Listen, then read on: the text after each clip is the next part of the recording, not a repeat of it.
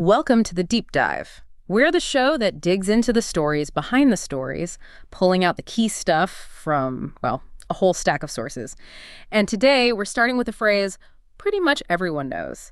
All for one and one for all. Instantly recognizable, isn't it? Absolutely. It's the heart of the Three Musketeers, that legendary French novel.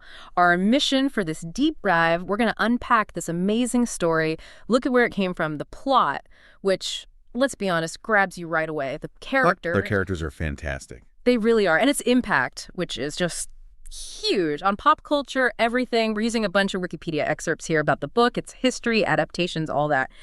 And I'm excited because this is way more than just sword fights, right? It's got these deep historical roots, this incredible legacy. You find some really surprising things. It really does. And that's the thing about Dumas. Well, Dumas and his collaborator, Auguste Maquet. We definitely need to mention him. They crafted something that centuries later still hits home. It's not just adventure. It's commentary. It's character. It's just great storytelling. Yeah. There are solid reasons it's a classic. And we're going to dig into those, get past just the swashbuckling image. Okay, so let's start at the start. How did this whole thing come about? We all know Alexandre Dumas, the big-name author. But like you said, there's a twist right off the bat. He wasn't working solo. No, definitely not. Auguste Maquet was involved, sometimes called a ghostwriter, though maybe collaborator is fairer. So what did Maquet actually do?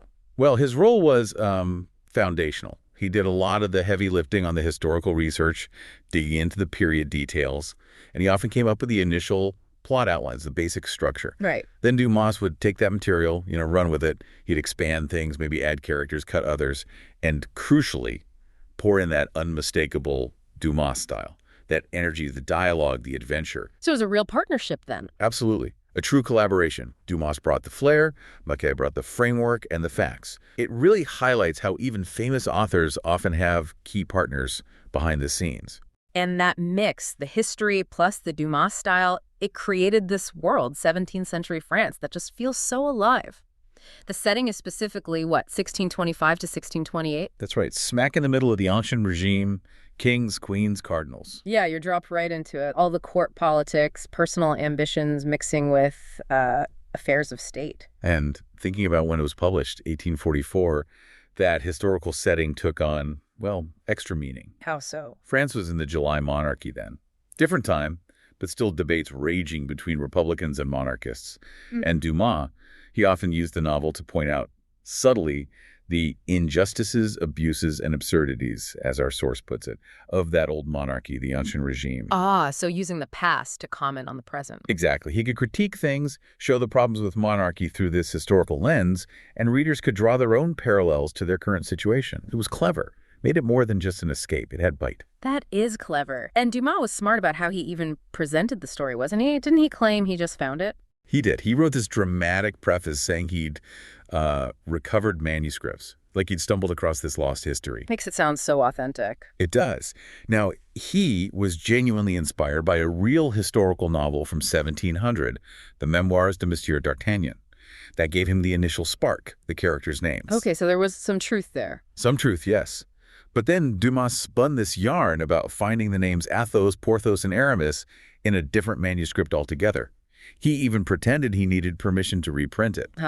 Really layering it on. Totally. Making the discovery part of the adventure itself. It's kind of meta, blurring history and fiction right from the get-go. That's brilliant. It must have really pulled readers in, making it feel like real unearthed secrets. Oh, absolutely. It set the stage perfectly. High drama, historical weight. You're already hooked. All right, let's dive into the action. The story really kicks off with D'Artagnan, young guy from Gascony, heading to Paris in 1625. Full of dreams.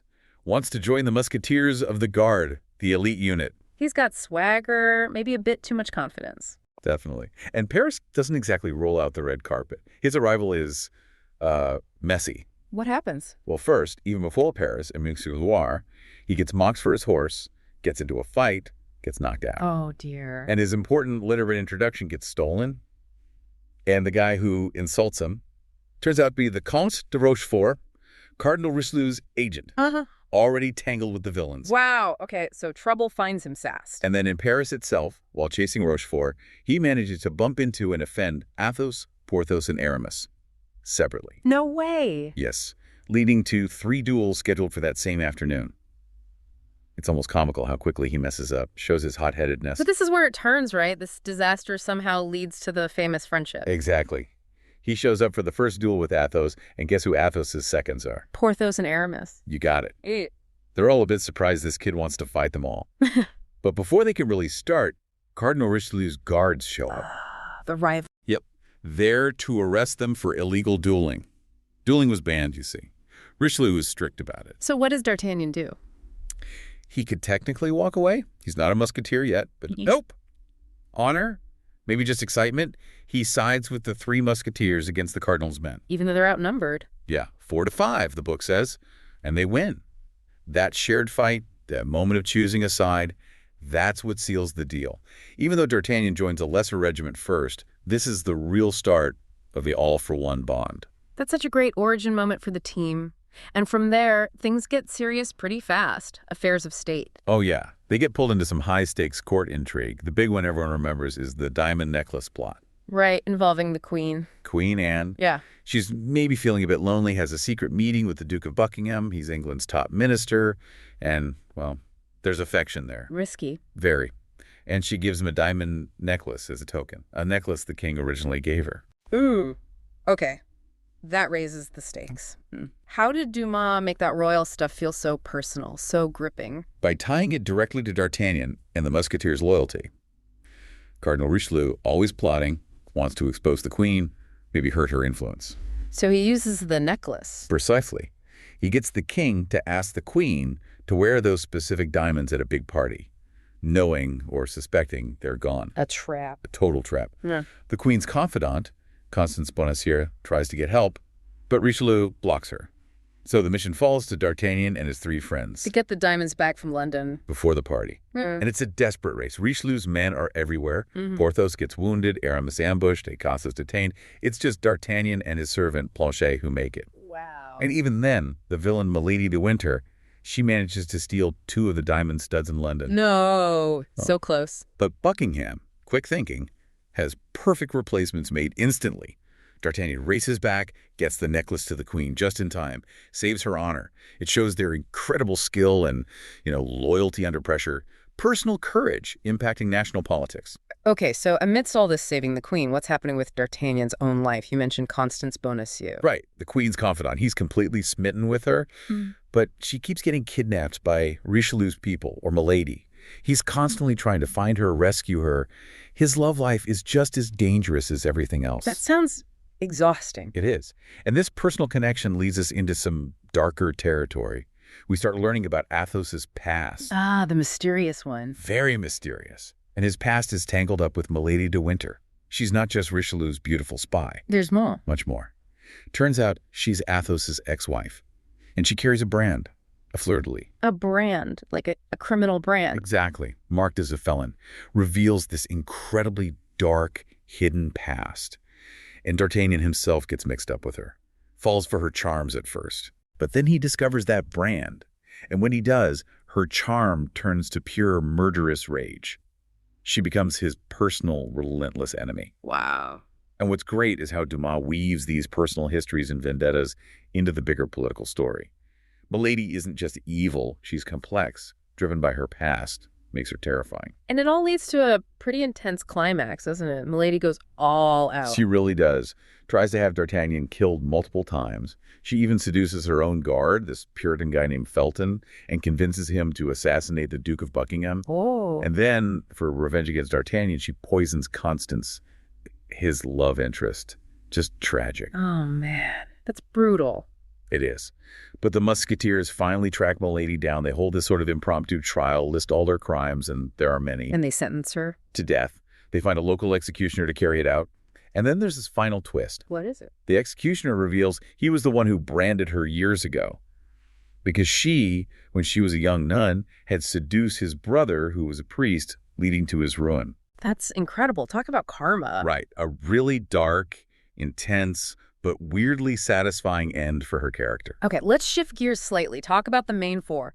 Why have these guys, D'Artagnan, Athos, Porthos, Aramis, stuck around so powerfully? Good question. We have Athos, yeah, the noble, kind of sad father figure. Porthos, the big, strong, maybe slightly vain one. Loves his fancy clothes. Totally. Aramis, torn between religion and, well, intrigue and women. And D'Artagnan, the young, brave, clever leader type. They're archetypes, sure. But they feel like more than that. Exactly, because Dumas gave them real personalities, flaws, contradictions. Athos's hidden sorrow, Porthos's vanity, Aramis's conflict, D'Artagnan's rashness, alongside his bravery. They feel human. And the villains, too. Richelieu, Milady, they're not cardboard cutouts either. Not at all. They're formidable, complex, and that combination, these distinct characters driving this intricate plot, that's why they became archetypes themselves, why they resonate. You see yourself or people you know in their dynamic. And the book was a hit immediately, right? Like instant bestseller. Oh, yeah. 3 different English translations came out by 1846.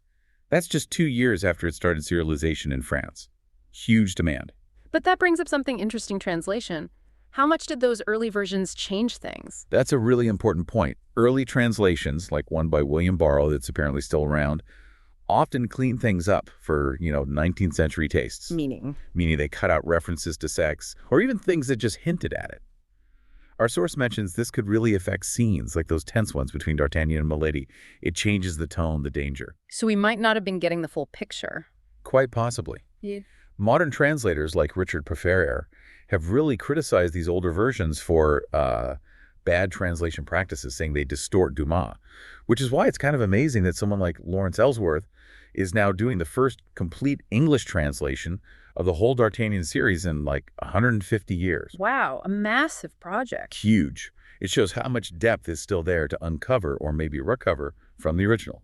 It really makes you think about how we experience classics through translation. But the fact that people are still retranslating it, still digging into it, says a lot about its power. Definitely. And speaking of power, the adaptations. It's just mind-boggling. The sheer number, the variety, it seems to fit into almost any format. It's incredible, isn't it, what makes it so adaptable?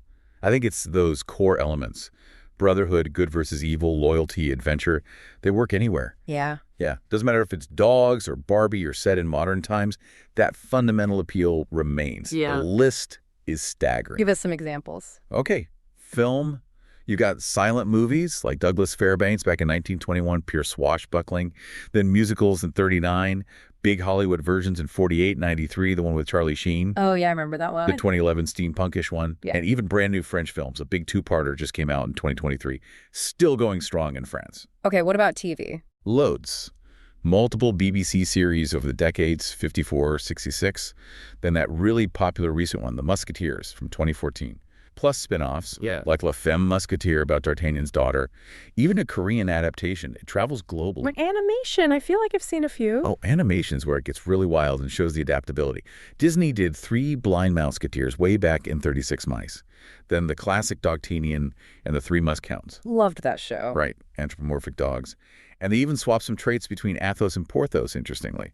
Then there's Mickey, Donald, and Goofy as Musketeers, Barbie. And apparently a new female-led CGI series is coming. Kids love the adventure. It just fits everywhere. Stage. Yep. Opera Dumas himself wrote a libretto. Broadway musicals back in 1928 and 1984. And lots of modern plays. Some even gender-swap characters, like having D'Artagnan's sister or a female D'Artagnan lead. Using the story to explore new ideas. Video games. Web series.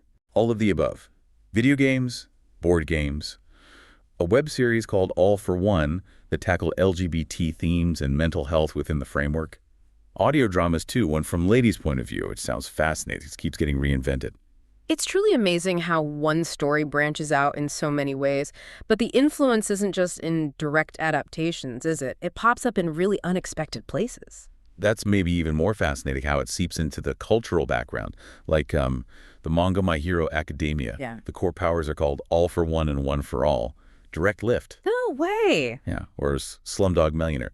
The final question, the million-pound question, was identifying Aramis. I remember that. Stranger Things. Dustin's demo-dog pet, named Dark, short for D'Artagnan. Ah, okay, that's a deep cut. Even Pokemon. The Swords of Justice group, Cobalion, Terrakion, Virizion, and Keldeo, they're explicitly based on the Musketeers and D'Artagnan. That's wild. Reaching into everything. But maybe the most incredible real-world example. Eli Cohen, the Israeli spy. The spy. How does he connect? He operated undercover in Syria in the 60s, providing crucial intelligence. And how did he communicate securely with Israel?